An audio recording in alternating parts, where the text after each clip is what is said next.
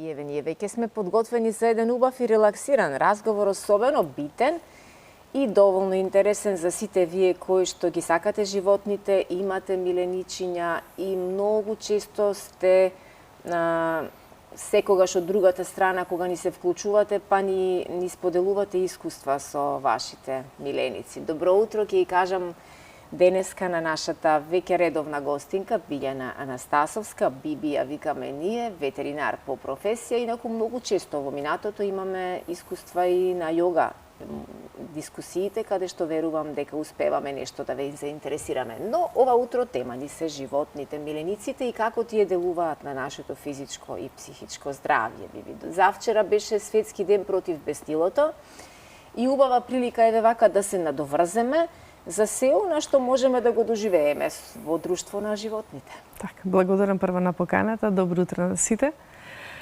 Како сите што знаеме, контактот, интеракцијата помеѓу човекот и животните датира многу одамна. Да земеме историски гледано, може повеќе од 30.000 години.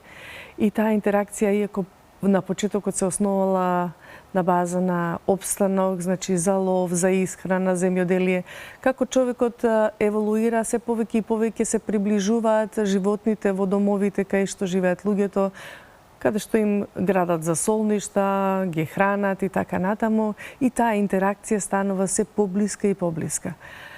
Познато е дека постои физиолошка интеракција, што значи дека имаме синхроницитет во физиолошките ритмови, односно мозочните бранови, ритмот на дишење и ритмот на срцето, што уште повеќе ја продлабочува таа врска помеѓу животните и човекот.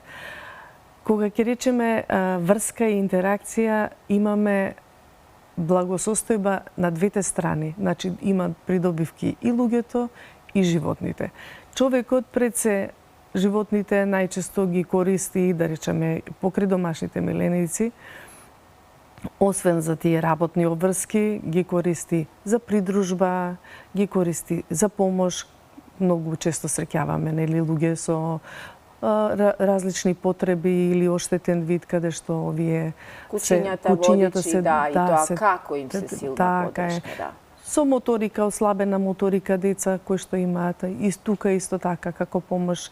Значи во повеќе сегменти спасувачи имаме дресирани кучиња кои што во специјални прилики успеваат да стигнат до непристапни места каде што видовме во земјотресите кои што беа изминатите години, колку кучиња беа тука вклучени во целата акција. И целата плејада на нивни улоги кои што може да ги заменат, например, нашите, затоа што имаат вроден инстинкт. Животните е многу интересно што не функционираат врз основа на некоја си логика и некоја интелигенција. Ти имаат вроден инстинкт и кога ќе секако дека поседуваат интелигенција за да ја завршат одредената дресура и воз основа на тоа понатаму тие да можат да извршуваат тие работи за кои што се дресирани.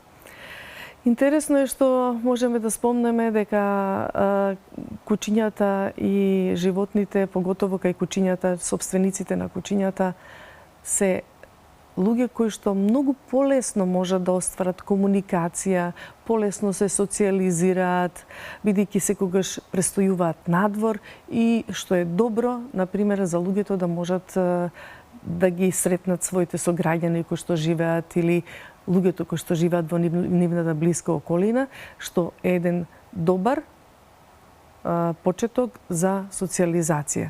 Затоа луѓе кои што се, например, во ситуации кај што се, да речеме, паднати, депресивни, осамени и така натаму, убаво е да имаат покрај себе еден миленик кој што и да не сакат ќе ги натера да излезат надвор. Тука спаѓаат потоа и кардиоваскуларните заболувања, бидејќи миленикот бара движење. Секако сами најчесто тешко се накануваме да станеме наутро или да се прошетаме, да се прошетаме без причина, така. Ама кога ќе го видиме него како така, се радува, како ја врти опашката и како не чека пред врата, да. И таа мала прошетка ќе сватиме колку ни е добро, колку ни годи и го подобрува и нашето здравје. Секако е докажано, научно е докажано дека делува и на менталното здравје, поготово посттравматски некои стресни нарушувања или панични нарушувања и депресии, со сигурност се докажани дека се терапевски и лечени. За разлика од собствениците на кучињата, собствениците на мачките се е подруго.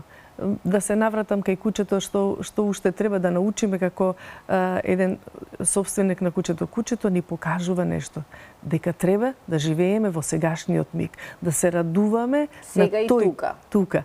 И тоа е многу убаво, значи не е само што сме ние само собственици на некое животно, туку добиваме и стварно ука, како да кажеме, да живееме во тој миг каде што сме сега и тука и да доживееме таа емоција. За разлика од нив, например, мачките се многу понезависни, мачките се, меѓутоа, доста се агилни и имаат неверојатна интуиција и мачките ги сместуваме во едни мистични животни или можеме да кажеме животни кои што се може да бидат и овој физички свет и во нешто не е физички свет. Затоа велат, памти го зборот само каде да ќе продолжиме. Затоа велат дека ти не ја бираш мачката, мачката те одбира тебе. Во даден период од животот, точно не е тоа случајно. Точно тогаш кога ти е тебе потребна, неопходна, зошто подоцна ќе ти се каже мачката те одбира тебе. Така е. Затоа што со таа своја внатрешна интуиција, мачката доаѓа со намера да ја исчисти твојата аура, да го исчисти просторот во кој што живееш, поготово сите тие ниски енергии и вибрации кои што се наоѓаат во просторот, многу често и уште во старо време египтјаните, поготово тие доста ги почитувале мачките, за нив биле свети животни, ги пуштале во одредени простори кои што прво треба мачката да го исчисти просторот, за потоа да можат луѓето да престојуваат. Значи, мачката има таа умешност преку својата вибрација да ја трансформира негативната енергија во позитивна и да направи едно пријатно простор, односно место каде што може да биде човекот. Покрај тоа има и лекувачки способности, посебно вибрацијата на предењето. Докажано е, затоа што таа вибрација има посебен звук, како и пчелата.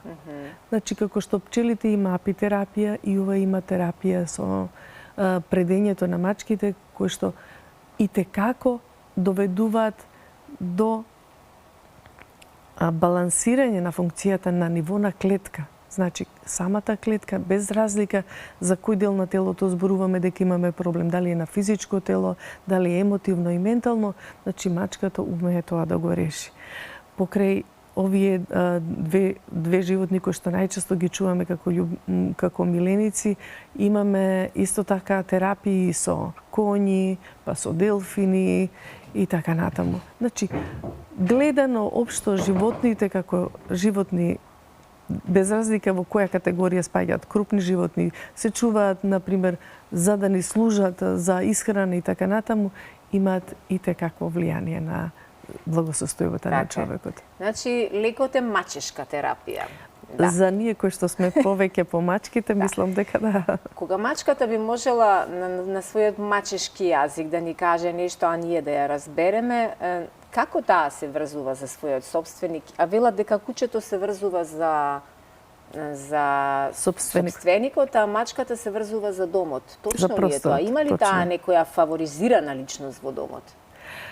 Мачката не фаворизира никога. Таа се фаворизира сама себе си. Таа си лежи, си спие, кога сака да се гали, кога не сака. Но треба да го научиме тоа од мачката, значи како треба да бидеш независен или кога ти е потребно да бидеш осебен, а кога сакаш да се дружиш. Значи само кога таа сака. А не кога ние сакаме и кога инсистираме на дружба. И тоа е исто убава, да речеме, поука да научиш од мачката како еден човек треба да се однесува. Да се почитува себе си пред се, затоа што тоа се животни кои што и како се почитуваат себе си. Значи, да си ги задоволуваат своите потреби и никако да не прават компромис ако нешто е против нив. По секоја цена. По секоја цена. Да. Додека кучето е точно се врзува за собственикот и кучето припаѓа на оние животни кои живеат во чопори, најчесто почитува само еден, односно еден може да биде лидер, еден треба да биде водач и многу често во некои семејства ќе рече го слуша сопругот или ја слуша само ќерката или синот, мене не ме слуша, затоа што тоа слуша само еден. Значи командите доаѓаат само од еден човек, додека останатите сите ја добиваат таа безусловна љубов, безрезервна љубов. Кучето на секој еден подеднакво се радува и со сите едноставно среќен, да. Ајде, мачките пак да се вратиме, бидејќи јас знаеш дека и јас чувам маче и ти ми ја пренесе некако таа љубов кон мачките и ми увери колку се тие посебни и дека треба да ги запознам, да ја запознам нивната природа. Морам да те прашам сега вака веќе во есенски влегуваме фазон и зимата ни е на прагот. Колку често треба мачките да се бањаат? Тие се едни од најчистите животни и сами се чистат, така нели? Но дали треба и ние да ги бањаме? Воопшто не треба да ги бањаме мачките кога се во затворен простор. Ако можеме да одвоиме, да речеме дека мачката 30% од своето време го поминува во бањање, односно во лижење. Таа толку е уредна и се гланцира, скроз, свети, точно. И дури ако ја допреш, ако она смета дека не треба да ја допреш, одма ќе се исчисти. Така е. Значи, тоа е мачка која што, мислам, мачката е животно кое што навистина нема потреба. Единствено ако живее надвор, па ако внесувањето, ако шеталка, па да треба да ја внесеш внатре, па да се качи на намештајот на креветот и местата каде што спиеме, па од тие причини. Додека кучињата секако почесто се бањаат, нон-стоп се изнесуваат надвор, но исто така и треба да се внимава на таа зачестеност, бидејќи кожата не е како човечката кожа, многу брзо го губи тој биомот што кој прави кожата да биде сјајна, светла, многу брзо се суши и станува осетлива, поготова на оние надворешни влијанија и ектопаразити кои што може да се. И на самиот крај, еве вака, бидејќи покрај овна што си ти по професија ветеринар, рековме човек кој што многу ги сака и почитува и третира животните, ти си јога учителка, сертифицирана за многу нешта и на таа тема сме говореле, особено за јога за жени во менопауза. Стартува новата сезона, така нели за Така е. Ние како врзани сме со училиштата како учениците и ние од септември почнуваме, значи со новите групи, еве точно хормоналната ќе почне од октомври, значи тоа е една специфична јога која што е наменета само за жени и исто терапевска јога, затоа што ги опфаќа поготово проблемите со хормоналниот дисбаланс во телото и на еден холистички пристап преку асани, едни техники за дишење и мускулни контракции, банди, тоа се посебни тибетански и техники кои што се користат во таа намена. А кучињата и мачињата се одлични јогини, па ги прават сите тие вежби. Точно. Што се прават и на јога, тоа ништо не е случајно, верувајте.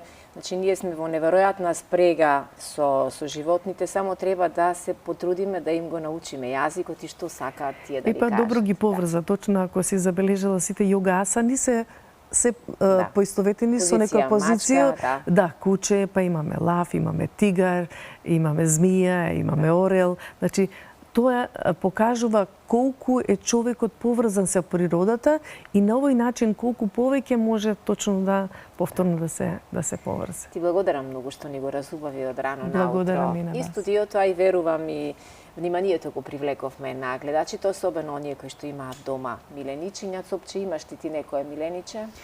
Јас немам, но имаме желба за такво нешто. Тоа е битно. Да, многу е важно и она за што зборувавме, а тоа е сега на самиот крај за мачка. Да, имаме желба, но многу ги сакаме животните. Тоа ни е една вака убава, барем за мене, можност да им се посвети внимание, ако ништо друго, оние надворешните што ни се наши, па си ги раниме насекаде. Да. Но ќе размислиме и за ова, затоа што многу убави совети слушнав, затоа што ете колку е добро и за нашето физичко, така како што кажавме, но и многу психичкото здравје. Па да ни дојдете повторно Благодарам. да ве слушнеме. Благодарам. Да.